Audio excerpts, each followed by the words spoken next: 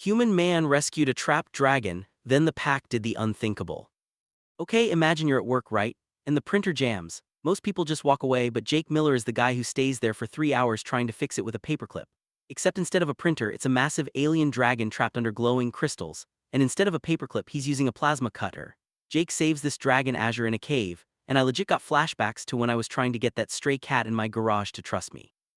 I spent weeks sitting on cold concrete just sliding ham slices toward it.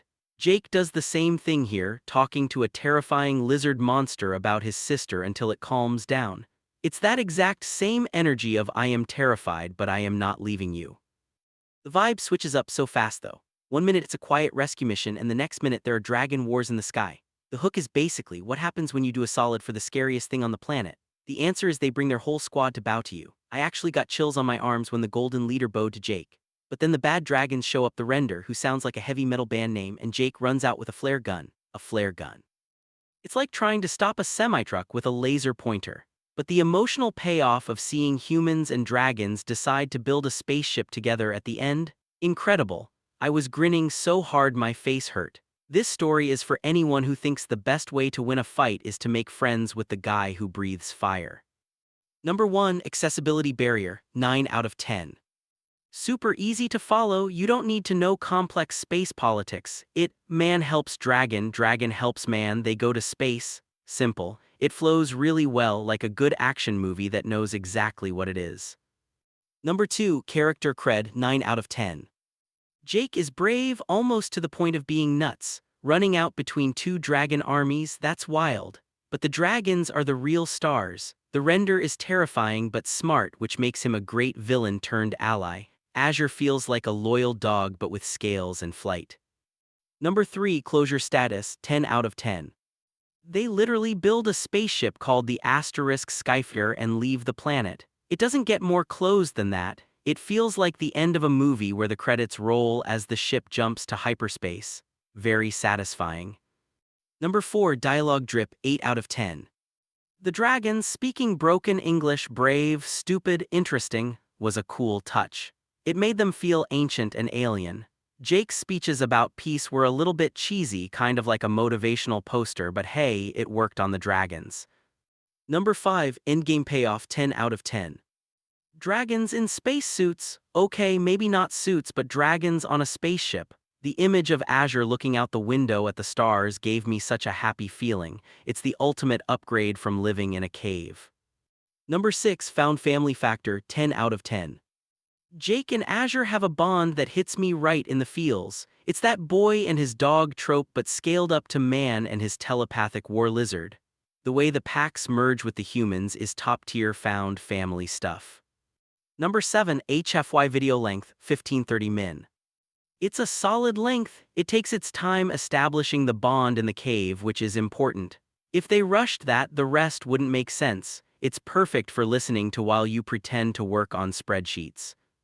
Number 8, logic coagulation, 7 out of 10. Why did a flare gun stop a 1,000-year war? I dunno, maybe dragons are just really easily distracted by bright lights. It's a bit convenient, but I'm willing to overlook it because the result was cool. Number 9, narrative gut punch, 8 out of 10. The moment Jake runs out to stop the fighting is tense. I leaned forward in my chair because I actually thought he might get squashed. The realization that the dragons were testing humanity the whole time was a nice twist. Number 10, packing pulse, 9 out of 10.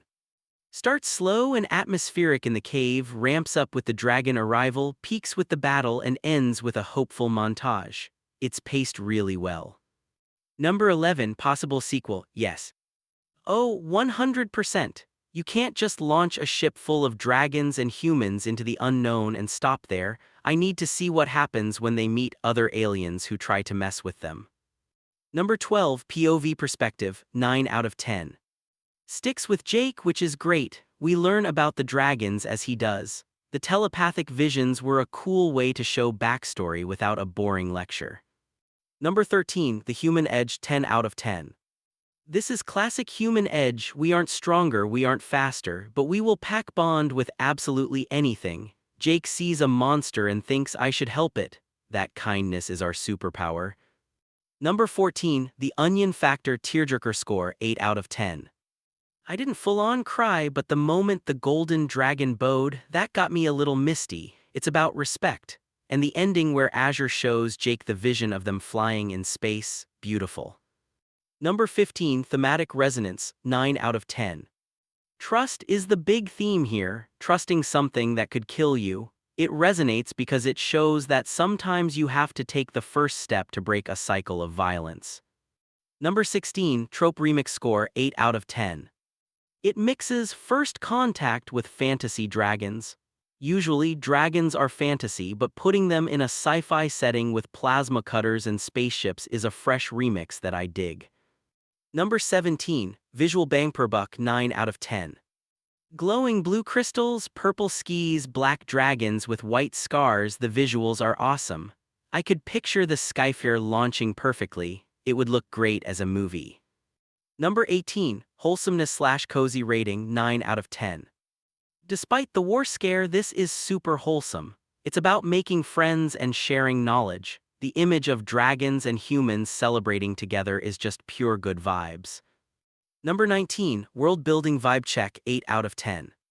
Draken 7 feels like a cool place. We get to see the caves, the mountains, and the base. The dragon's social structure with packs and leaders made sense.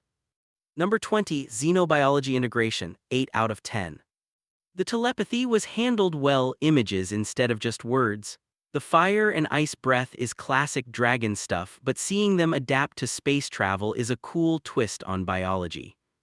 HFY Hub score, 8.9 out of 10. Hope to see you at the next HFY Hub video review.